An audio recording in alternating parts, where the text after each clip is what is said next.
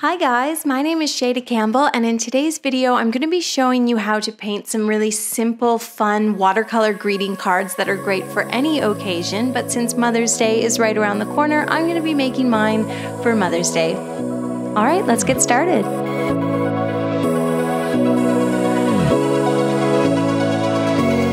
So whenever you're painting with watercolor paints, it's very important to use actual watercolor paper.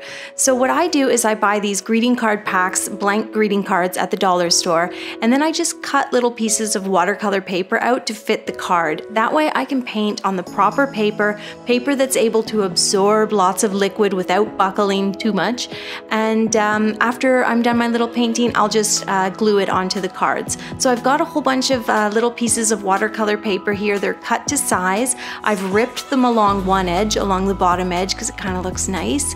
And yeah, and I'm just going to get started painting. And the first design we're going to do is just these really fun splotches of color. So I've mixed up a nice rosy, cool pink with lots and lots of water in it.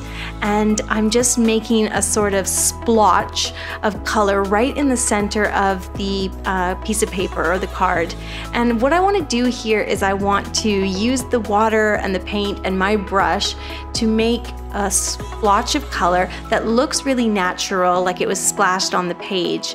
But of course, getting the perfect splash isn't easy to do sort of at random. So I'm going to try to paint the perfect splash of color, and that's what I'm doing here. And I've just, made the shape sort of here, and then you can see I'm adding a little water to it so it gets a little crazy. I've added some little dots of color around the puddle, and then I'm taking a dry brush and I'm absorbing a little bit of that paint, and then I'll come back and add some more color. So I'm sort of working it, adding some water, soaking up some color, adding a little more color.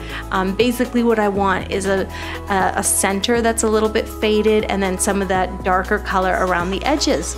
Once I've got it looking good, I'll just let that dry, and we'll do another one here so you can see. So this one I've added a little more peach to my pink color. I'm starting out by just putting this big splotch of color in the very center of the page, maybe a little more towards the top, so a little top aligned, but otherwise center. And just want it to look like a nice blob of color, and then I'll add a little bit of darker pink around the edges, put some water in there, let it flow around, try to give it a really natural look. Maybe use the dry brush to pick up a little bit of that color so I do get some nice negative space within the blotch of color, and that'll be really nice to write on top of. So that one's all done. So this is super simple. Don't overwork it, don't overthink it if you can help it. We're going to set those aside, let them dry, and we'll come back to them later. And the next thing we're going to do is this card with the pretty spring hydrangeas. So to begin this piece, I'm mixing up a palette of blues, purples, maybe some purpley pinks, and a little bit of yellow, and I'm adding a lot of water to my paint so that it's very translucent. Now I'm going to start by painting these little 4-petal flowers. I'm keeping them small with a very tiny center, but just 4 petals that all meet in the center. What I'm thinking about when I'm painting is trying to make them quite light with a dark center, so keeping those petals quite translucent, and then just adding a little bit more color right in the center of each flower. And you can see here I'm overlapping them. They can sort of join together and bleed into one another, and then as I create more and more of the 4-petal flowers, I'm just switching up the color of paint. So one flower will be very blue, the next will be a little more purple and a little more purple. I might add some yellow to the next one, maybe a little pink. You don't want to go very different, just keep it all in the same color family. It sort of flows from blue into purple and then just a touch of yellow. So keep it all in the same family, keep it very translucent, keep the petals and the flowers themselves small, let them bleed into one another, and I think you'll find you're very successful. This is a different card. I finished the first one and moved on to a second one. This one I'm going more for blues, so almost getting into just like a slightly teal, and that's what they look like when they're done. I've left sort of the top right-hand corner blank.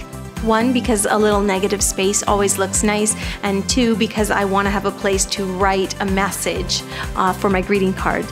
I'm going to let all of these cards dry, and then when they are dry, we'll go in with our marker and write some greetings.